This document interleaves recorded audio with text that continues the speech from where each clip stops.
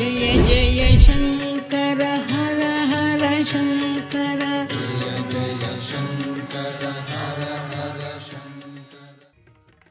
நினைத்தால் வருவார் பெரியவா, நினைத்தால் வருவா பெரியவா. நினைவில் வருவது பெரியவா, நினைத்தால் வருவது பெரியவா. கொஞ்சம் கஷ்டமாக இருக்கா? கஷ்டப்படாமல் கேளு. பொதுவாக உங்களுக்கு தெரியும், உண்மையான பக்தி இருந்தால் ஆண்டவன் இறங்கி வருவான். நம்ம இன்றைக்கி சொல்லும் போதே என்ன சொன்னோம், வானாகி மண்ணாகி. அப்படின்னா என்ன? கடவுள் என்பவன் மண்ணில், விண்ணில், நீரில், நெருப்பில், காற்றில், ஆகாயத்தில் அங்கிங்கனாதபடி எங்கும் பறந்து விரிந்து பரவி இருப்பவன் தான் ஆண்டவன். நம்ம சரித்திரங்களில் படிக்கிறோம், அவன் தூணிலும் இருப்பான், துரும்பிலும் இருப்பான். அதெல்லாம் சரி, அது எப்படி நடக்குமா? உண்மையா? ஆதாரம் இருக்கா? இதெல்லாம் நம்முடைய மண்டைக்குள்ள பெரிய அகழ்வாராய்ச்சி நடக்கும். நம்ம இலக்கிய இதிகாசங்களில் படிக்கும்போது ஒன்றும் இல்லை, ராமாயணத்தில் கடல் தாண்டக்கூடிய பகுதி வருது. சர்வ வல்லமை பொருந்திய ஆஞ்சநேயர் எல்லாம் தாண்டிடுறார். எப்படின்னு கேட்டார். அது ஒன்றும் பெரிய விஷயம் இல்லை. ராமா ராமாங்கிற அந்த ஒற்றை மந்திரத்தை உள்ளத்தில் நினச்சேன், வாயில் சொன்னேன். உள்ளத்தில் நினச்சேன், வாயில் சொன்னேன். உண்மை. 63 நாயன்மார்களுடைய கதை படிக்கிறோம். ஒரே ஒரு நாயன்மார் கட்டிய கோவிலுக்கு கடவுளே போய் கும்பாபிஷேகம் பண்ணா. யார்? சிவபெருமான், எம்பெருமான். எங்க? தமிழ்நாட்டில் தலைநகர் சென்னையிலேருந்து ஒரு 30 கிலோமீட்டரில் இருக்கக்கூடிய திருநின்ற ஊரில் ஏழை அந்தனர் பூசலார் கட்டிய உள்ளம் பெருங்கோயிலுக்கு போய் நடத்தினார். இதெல்லாம் படிக்கிறோம். அப்படி ஒருத்தர் நினைச்சா, உண்மையாக இருந்தால், அன்புருகினா கடவுள் வருவாரா? அதை கண் முன்னாடி கொண்டு வந்து பெரியவா காமிக்கிறார். பொதுவாக பெரியவா எல்லா ஊருக்கும் பயணப்படுவார். அவர் போகாத ஊர் கிடையாது, பார்க்காத இடம் கிடையாது, அவரை கொண்டாடாத பக்தர்களும் கிடையாது. சில பேர் பெரியவாளுடைய சேர்ந்து நீர்நிலைகளுக்கு போனால் புண்ணியம்னு நினைப்பா. கார்த்தால விஸ்வரூப தரிசனம் பார்த்தா புண்ணியம்னு நினைப்பா. பெரியவாளுடைய சத்சங்கம் கேட்டால் பெருசுன்னு நினைப்பாங்க. பெரியவாள்கிட்ட குங்குமம் வாங்கிந்தா சிறப்பும்பாங்க. பெரியவா கையால் ஒரு பழம் வாங்கிந்தா பெருசும்பாங்க. பெரியவாளுடைய அருளாசி கேட்டால் நல்லது. அந்த தெய்வத்தின் குரலையே தெய்வமாக நினச்சி வாசிக்கிறது. இப்படி ஒவ்வொரு விதவிதமாக தினசாக பக்தர்கள் உண்டு. பல வருஷங்களுக்கு முன்னாடி நடந்த இந்த சம்பவம் பழனி உங்களுக்கு தெரியும்.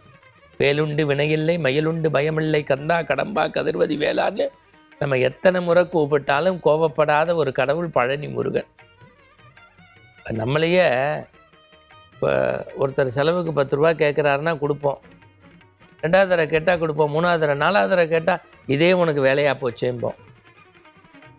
பெத்த தந்தை பையன் முதல் தடவை பேனா கேட்டால் வாங்கி தருவார். 2வது தடவை 3வது தடவை கேட்டால் உனக்கு இதே வேலையாக போச்சேம்போம். யாருமே நம்ம அன்னதானம் பண்ணிக்கிட்டே இருக்கோம், 10 பேருக்கு சாப்பாடு போடுறோம். முதல் பந்தியில் உட்காந்து சாப்பிட்டவரே திருப்பி 3வது பந்திக்கு வந்தால் பத்தியா அவன் வேலையை காட்டுறிய அப்படின்னு கோவப்படுவோம்.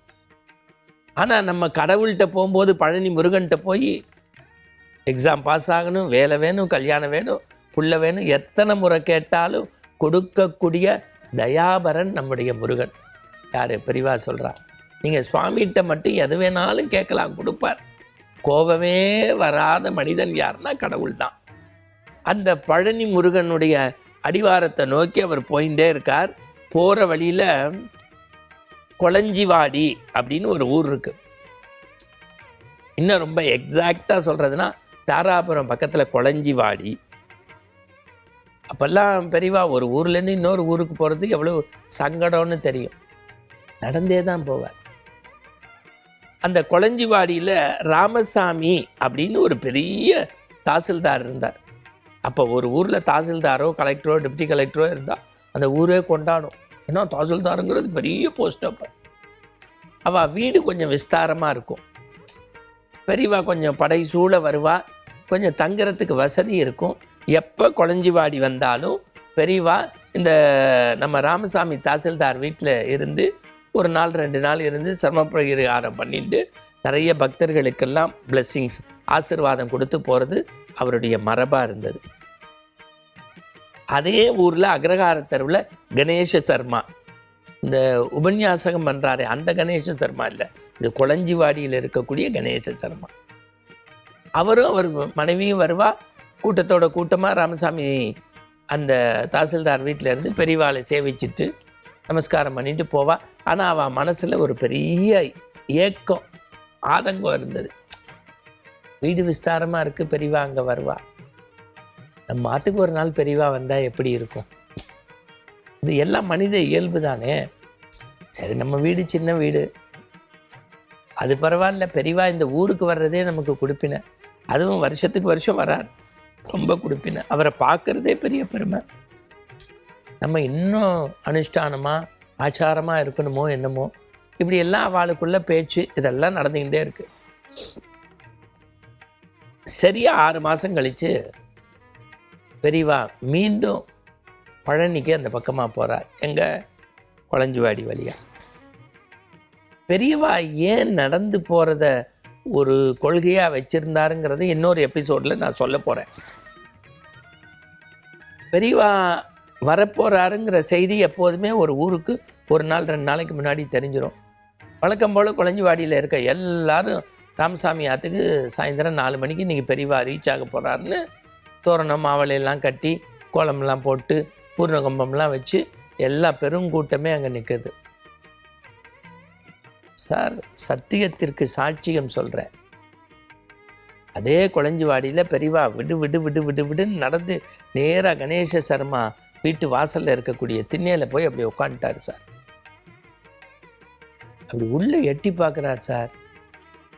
கண்கண்ட தெய்வம் கலியுக வரதன் காமாட்சி மைந்தன் ஞான விழிகளால் இந்த உலகத்துக்கே படியளக்கக்கூடிய பகவான் வந்திருக்காருன்னு சொர்க்கத்தில் இருக்கிற மாதிரி உணர்வு சார். அந்த கணேச சர்மாவுக்கு அவருடைய மனைவிக்கும் அப்படியே கன்னத்தில் போட்டு நெடுஞ்சாங்கடையா விழுந்து, இன்னைக்கே நாங்கள் வைகுந்த பிராப்தி அடைஞ்சிட்டோம், நாங்கள் சிவலோகத்துக்கே போயிட்டோங்கிற மாதிரி அப்படியே துள்ளி குதிக்கிறா சார். அப்படி அப்படி அப்படி பெரியவாள்கிட்ட அப்படி 2 பேரும் வரா. பெரியவா அப்படி குங்குமத்தை கொடுத்துட்டு, இப்போ பரிபூர்ண சந்தோஷம் தானே, இந்த பரிபூர்ண சந்தோஷம் தானே, இந்த தண்டசாமியும் தண்டம் வச்சுன்னு இருக்கார், அதை எப்படி இந்த தண்டசாமியும் உன் வீட்டுக்கு வரணும்னு நினச்ச, இந்த தண்டசாமியும் உன் வீட்டுக்கு வரணும்னு நினச்ச அப்படின்னு சொல்லிட்டு அவர் பாட்டு கிட்டக்கிட்டு நடந்து போயிட்டார் சார். சார், 6 மாதங்களுக்கு முன்பு தான் வீட்டுக்கு வருவாரா, இது நடக்குமான்னு நினச்சாங்க சார். அவங்கள்ட்ட ஒரு உண்மை இருந்தது சார், சத்தியம் இருந்தது, அறம் இருந்தது, நேர்மை இருந்தது. கடவுளை நம்பினார், கைவிடப்படார், நினைத்தால் நடக்கும். அங்கே உண்மை, சத்தியம், அறம் இருக்க வேண்டும் என்பதற்கு கொளஞ்சிவாடி பக்தர் ஓர் எடுத்துக்காட்டு. மீண்டும் இது போன்ற சுவைமிகு செய்திகளோடு நாளைய தரிசனம் டிஜிட்டல். शङ्कर हर हर शङ्कर